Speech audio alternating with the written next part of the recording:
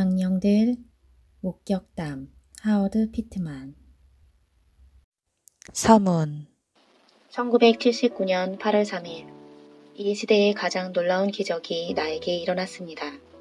그날 나는 급성 뇌동맥 파열로 인해 육체적 죽음처럼 보이는 일을 겪었습니다. 의사들이 응급실에서 나를 정신없이 치료하고 있는 동안 내 영은 내 몸에서 분리되어 영적 세계로 끌려갔었는데, 거기서 나는 많은 놀라운 일들을 보도록 허용되었습니다. 이 경험의 세부 사항들은 플라시보라는 제목의 내 책에서 어느 정도 깊이 다루었는데, 거기서 내가 원하는 만큼 다루지 못했던 부분 하나는 악령들에 대한 부분이었습니다. 그것을 다루기 위해 내가 이 책을 씁니다. 나는 내가 경험했던 모든 것들과 악령들과 이 물리적 세계에서의 그들의 전체적인 활동들에 대해 나에게 드러내졌던 모든 것들을 세세히 다룰 필요가 있습니다. 나의 의도는 내가 첫 번째 책에서 깊이 다루었던 경험들을 재조사하는 것이 아니라 지금 이 현재의 물리적 세계에서의 악령들의 활동들에 대해 훨씬 더 자세히 다루는 것입니다. 이것은 기독교인들이 미리 경고받고 미리 무장할 수 있게 하기 위해서입니다. 내가 이 사건을 경험하도록 허용되었던 것은 여러분이 이것을 알 수 있게 하기 위해서였습니다. 1장 복제물 사람이 하나님의 형상인가? 하나님이 사람의 형상인가? 이처럼 하나님께서 자신의 형상으로 사람을 창조하시되 하나님의 형상으로 그를 창조하시고 그들을 남자와 여자로 창조하시니라. 창세기 1장 27절. 이 구절로 시작해서 성경은 우리가 정말로 무엇인지를 말하기 시작합니다. 성경 전체를 통해서 그 사상은 결코 사라지지 않고 계속해서 반복되는데, 그것은 사람이 하나님의 형상으로 만들어졌다는 것입니다. 나는 첫 번째 사람은 이 사실을 알았었고 그것을 잘 기억했을 것이라고 확신합니다. 이것이 성경에서 반복적으로 말하는 중요한 사실이기 때문에 현대인도 역시 이것을 알아야 하지만 그렇지 못합니다. 왜냐하면 사람이 자신이 정말 누구인가에 대한 지각을 오래전에 잃어버렸기 때문입니다. 오늘날의 사람이 하나님의 형상으로 만들어졌다는 창조 이야기를 보거나 들으면 그는 사람처럼 생긴 하나님의 그림을 마음에 떠올립니다. 이렇게 함으로써 사람은 창조 이야기를 하나님이 사람의 형상으로 만들어졌다고 말하는 것으로 바꾸어 버립니다. 이것은 아주 슬픈 일인데 이보다 더 진리에서 동떨어진 것은 없을 것이기 때문입니다. 우리가 정말로 무엇인지 알려면 우리는 하나님이 정말로 무엇인지를 알아야 합니다. 성경은 하나님에 대한 불변의 세 가지가 있다고 말합니다. 1. 그는 영이십니다. 2. 그는 보이지 않으십니다. 3. 그는 불멸의 존재입니다. 그러므로 우리가 하나님의 형상으로 만들어졌다면 우리는 영이고 보이지 않고 불멸의 존재입니다. 성경 전체를 통해 이것이 반복되므로 이것은 진실된 진술입니다. 인간의 진정한 형상은 보이지 않는다. 만일 우리가 성경을 받아들인다면 우리는 우리가 하나님의 형상으로 만들어졌다는 것을 부인할 수 없습니다. 그렇다면 진짜 우리는 하나님의 형상이고 세상에 나타나는 육체적인 형상은 우리의 진정한 형상이 아닙니다. 왜냐하면 우리의 진정한 형상은 보이지 않으니까요. 우리의 육체적 형상은 이 세상에만 국한되어 있습니다. 반면에 우리의 진정한 형상은 육체적인 눈에는 보이지 않고 영적 영역에 있을 때에만 보여질 수 있습니다. 사람은 하나님의 복제물이다. 만일 우리가 하나님의 형상으로 만들어졌다면 우리는 무엇일까요? 웨스터 사전은 형상을 사람이나 사물의 형태의 복제 또는 모방, 정확한 초상 또는 외관이라고 정의합니다. 만일 우리가 하나님의 정확한 초상이라면 우리는 복제물입니다. 복제물은 복제되는 것의 모방 또는 정확한 초상이니까요. 사람은 삼위일체이다. 이제 우리가 복제물이고 우리의 창조주의 정확한 초상이라는 것을 알았는데 그렇다면 그것은 우리 모두가 서로 거울에 비치는 상이라는 뜻일까요? 그것이 영적으로 우리가 모두 비슷하게 생겼다는 뜻일까요?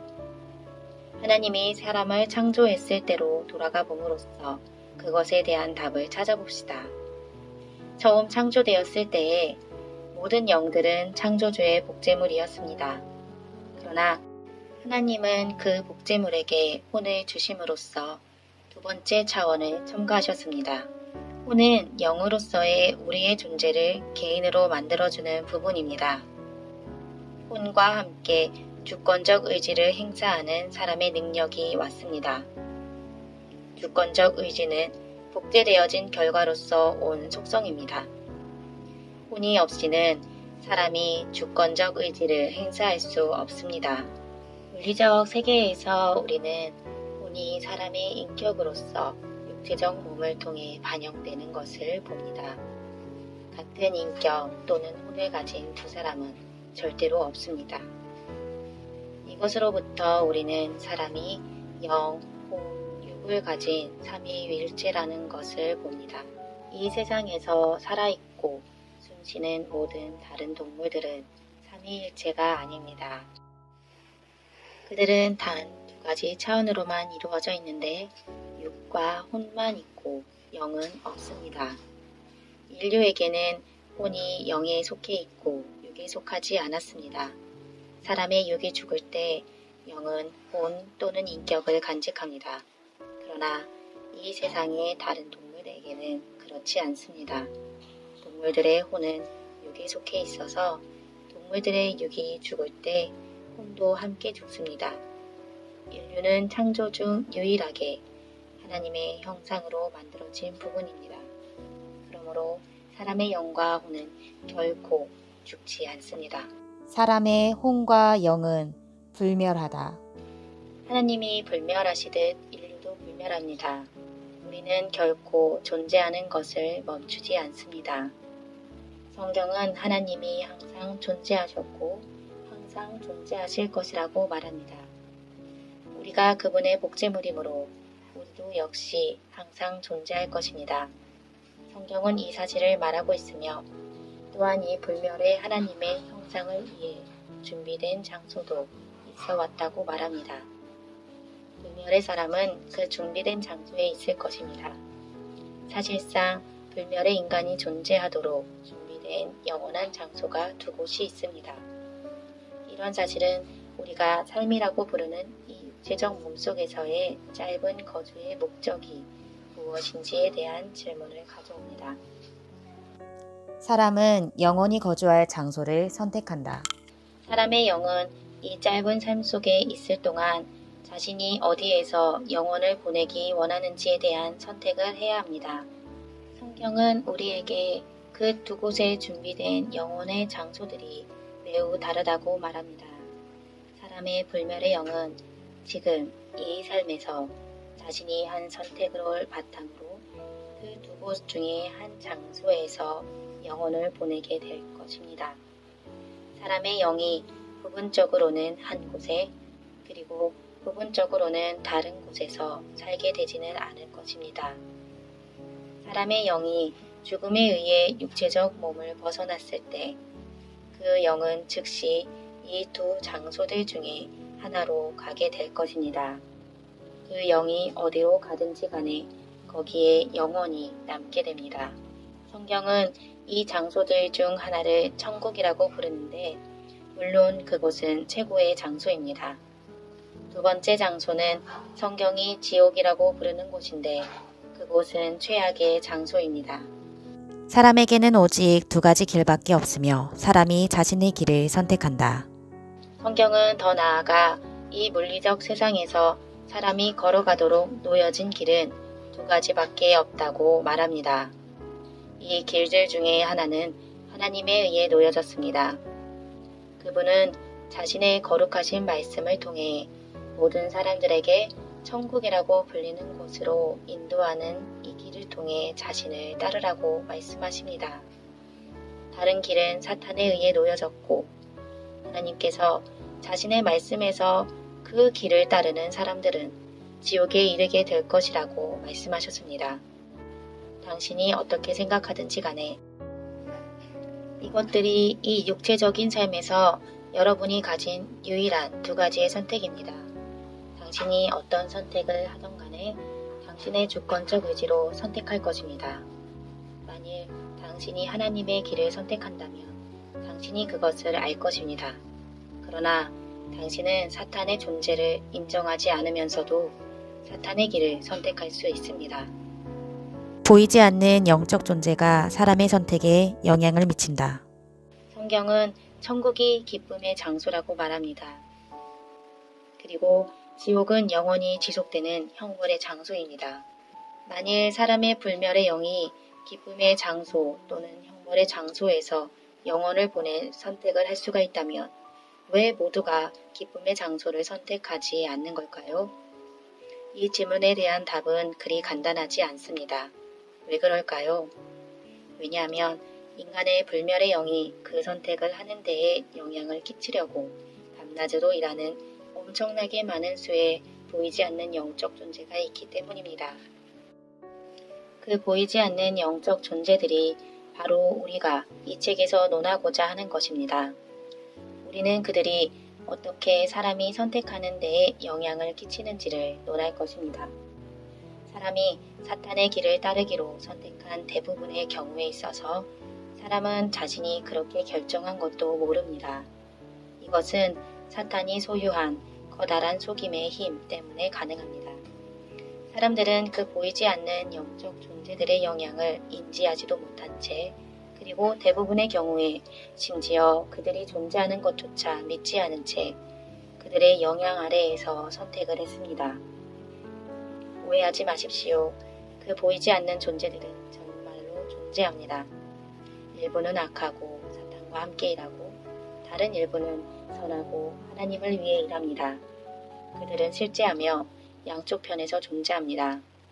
우리가 하나님의 길을 따르는 것을 돕기 위해 있는 이들은 수종드는 영들 또는 천사라고 불리고 사탄의 길에 사람을 유지시키도록 돕는 이들은 악한 영들 또는 마귀들이라고 불립니다. 이 악한 영들 또는 마귀들이 우리가 이 책에서 살펴볼 자들입니다. 이제 삼위일체인 사람의 다른 면, 즉 보이지 않는 면을 살펴봅시다. 창조주 하나님이 보이지 않듯이 그분의 복제물인 사람의 영도 그렇습니다. 사람의 불멸의 영에게 형태와 모양이 있음에도 불구하고 이 사람의 영은 육체적인 눈으로는 볼 수가 없습니다. 영은 영과 의사소통할 수 있지만 영은 매개체로서의 육을 통하지 않고는 육과 의사소통을 할 수 없습니다. 영이 육에서 떨어져 나갔을 때는 다른 영들을 볼 수 있고 의사소통도 할 수 있습니다. 영은 물리적 세상의 사물들을 보고 들을 수 있지만 육체적 몸을 통하지 않고서는 그 세상과 의사소통을 할 수가 없습니다. 영들은 육을 통해서 세상과 접촉한다. 사람의 영은 이 물리적 세상과 의사소통하기 위해 육체적 몸을 필요로 하는데 다른 모든 영적 존재들도 마찬가지입니다. 영적 존재들이 육체적 존재들에게 분명하고 간결한 의사소통을 할 수 있도록 열려있는 유일한 길은 육체적 몸을 통하는 것입니다. 인간의 영이 육체적 몸이 할당된 유일한 영이기 때문에 모든 다른 영적 존재들은 그것을 필요로 하거나 열망하는데 몸을 통제하려는 싸움은 우리가 생각하는 것보다 훨씬 더 큽니다. 어떤 영이라도 육체적 몸을 통하지 않고는 혼 또는 인격을 이 물리적 세계에 반영하는 것이 불가능합니다. 악령 들린 사람의 영은 갇혀 있다. 그분께서 배에서 나오셨을 때에 부정한 영 들린 사람이 즉시 무덤 사이에서 나와 그분을 만나니라. 마가복음 5장 2절. 이 구절에서 성경은 보이지 않는 영적 존재들에게 완전히 사로잡혔었던 인간에 대해 진술합니다. 다른 영적 존재들이 그 사람의 육신을 완전히 통제하고 있었습니다. 그 사람의 영은 자기 자신의 육신 안에 갇혀 있으면서 자신의 몸을 전혀 통제하지 못했습니다. 그 사람의 영은 자신의 육신 안에서 감금되어 있었기 때문에 이 물리적 세상에게 의사소통을 할 수가 없었습니다. 이 진술을 자세히 읽어보면 그 육체적 몸에서 반영된 인격이 그 안에 있는 실제 영의 인격이 아니라는 것을 알게 됩니다. 예수님께서 침입해 있었던 악령들을 쫓아내셨을 때는 그 사람의 실제 영이 그 몸을 통해 반영될 수 있었습니다. 그 몸에 실제 영이 너무나 심하게 갇혀 있었기 때문에 그 미치광이는 몸을 통해서 말조차 할 수 없었습니다. 심지어 말하고 있는 것조차도 침입해 있는 영들 중에 하나였습니다. 그 악한 영들이 쫓겨나간 후에 이 사람은 완전히 새롭게 보였습니다. 그러나 그는 같은 사람이었습니다. 단지 이제는 실제 영이 자신의 육신을 완전히 통제하고 있었던 것입니다. 악령 들린 자의 영은 도움을 요청할 수 없다. 그 몸속의 실제 영이 어떤 도움이라도 받을 수 있는 유일한 방법은 밖에서 나옵니다. 이 개인은 너무나 완전히 사로잡혀 있어서 도움을 요청할 수도 없었습니다. 여기에 배워야 할 아주 중요한 교훈이 있습니다. 많은 경우 우리는 그 사람이 사로잡혀 있고 도움이 필요하다는 것을 오직 육신의 행동을 통해서만 알 수 있습니다.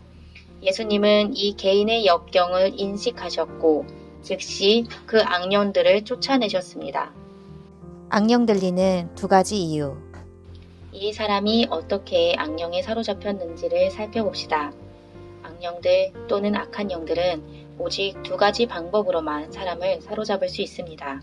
첫 번째 방법은 인류가 악령 들리는 90%의 경우에 해당하는데 이것은 인류가 의지적으로 악령 들리는 것을 허용하는 것입니다.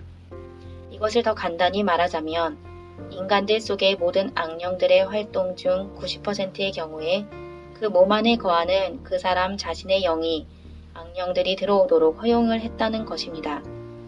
그러나 거의 모든 경우에 그 악령들 또한 악한 영들은 그 개인에게 들어오기 위해서 거짓말과 교활한 속임수를 사용하고 그것들을 통해 일합니다. 이것은 그 사람의 주권적 의지가 낮아졌었고 그가 그 악령들이 들어오도록 허용해야 했다는 뜻입니다. 사람이 자신의 창조주가 가진 것과 같은 종류의 주권적 의지를 가진 하나님의 형상으로 만들어졌기 때문에 아무도 그 의지를 위반하거나 범할 수가 없습니다. 나중에 논하게 될 아주 특별하고 드문 상황이 존재하지 않는다면 말이죠. 악령이 들어오려면 사람의 주권적 의지를 통해야 한다. 사람이 자신의 주권적 의지를 낮추고 악령에 사로잡히는 것을 허용할 때 하나님의 천사라고 알려진 보이지 않는 선한 영들은 사람이 의지적으로 사로잡힘을 허용했기 때문에 그를 도울 수가 없습니다. 하나님의 천사들은 사람을 돕기 위해 있지만 그 문제에 있어서 사람의 의지를 위반할 수는 없습니다. 악령이 들리게 되면 성경의 마가복음 5장에서 나오듯이 사람은 이제 포로가 되어서 도움을 요청할 수조차 없게 됩니다. 마가복음 속의 그 사람은 자신이 그것을 허용했었기 때문에 악령 들렸었다는 것을 기억하십시오. 이 악한 영들이 그에게 거짓말을 했었다 해도 그는 그 거짓말을 믿도록 강요되지는 않았습니다. 그는 그것을 믿기로 선택을 한 것입니다. 이런 종류의 악령 들림에 대한 드문 예외는 10% 이내의 경우에서 발견되는데 오직 하나님의 특별한 허락에 의해서만 일어납니다. 이런 종류의 악령 들림은 오직 특별한 경우에 특별한 목적을 위해서만 허용됩니다. 이것에 대해서는 이 책의 나중장에서 자세히 논하겠습니다. 우리는 보이지 않는 사람이 오직 육체적 몸을 통해서만 이 물리적 세계를 조종하고 움직일 수 있다는 것을 압니다. 이것은 영적 영역에서 다른 영적 존재들에게도 마찬가지입니다. 이 물리적 세상의 어떤 물체라도 조종하고 움직이려면 이 존재들은 어느 정도로 육체적 몸을 사로잡거나 통제해야만 합니다. 적을 알아야 한다. 육체적 몸을 통제하고자 하는 악령들의 열망은 단지 이 세상에 그들의 인격을 반영하려는 목적 때문만은 아닙니다. 그것은 그냥 그 그들이 즐기는 부차적인 혜택일 뿐입니다. 그들의 주된 목적은 그들의 주인의 의지를 성취하려는 것입니다. 그들의 주인의 의지와 목적은 이 세상의 눈으로부터 교묘하게 숨겨져 왔습니다. 인류로부터 자신의 의지와 목적을 성공적으로 숨기기 위해서 사탄은 자신을 감추어야 합니다. 익명으로 남아있는 동시에 사람의 운명을 감독하고 조종하는 것은 쉬운 일이 아닙니다. 그러므로 이 전투 계획으로부터 역사상 가장 능숙한 사기꾼이 출현했습니다. 인류는 먼저 그들의 지도자이며 대단히 불경스러운 영인 사탄 자체의 본성을 알지 않고서는 그 보이지 않는 영적 존재들과의 전쟁에서 결코 이길 수 없습니다. 사람이 이 영적 전쟁에서 스스로 준비할 수 있기 전에 그는 자기 자신의 한계와 능력을 확실히 알아야 합니다. 사람은 자신이 삼위일체이고 마음의 전투장에서 자신의 영으로 전투한다는 것을 확신해야 합니다. 사람의 각각의 부분은 이 투쟁에서 할 역할이 있습니다. 이 투쟁의 마지막 결과는 사람의 진짜 영이 어느 날 심판의 위대한 두 보좌들 중에 하나에 설 때 드러날 것입니다. 그는 그리스도의 심판대 앞에 서거나 아니면 하나님의 위대한 백보좌 앞에 서게 될 것입니다. 어느 보좌 앞에 당신이 서게 될지는 당신의 주권적 의지에 의해 직접적 또는 간접적으로 결정될 것입니다. 당신은 하나님을 믿기로 선택할 수도 있고 사탄을 믿기로 선택할 수도 있습니다. 만일 당신이 하나님을 믿는다면 당신은 그분을 인정할 것입니다. 하지만 당신은 사탄을 믿기로 선택하고도 그의 존재를 인정조차 하지 않을 수 있습니다. 당신의 선택과 상관없이 이것을 하시되 제대로 하십시오. 당신은 하나님의 형상으로 만들어졌습니다. 당신은 첫 번째 복제물입니다.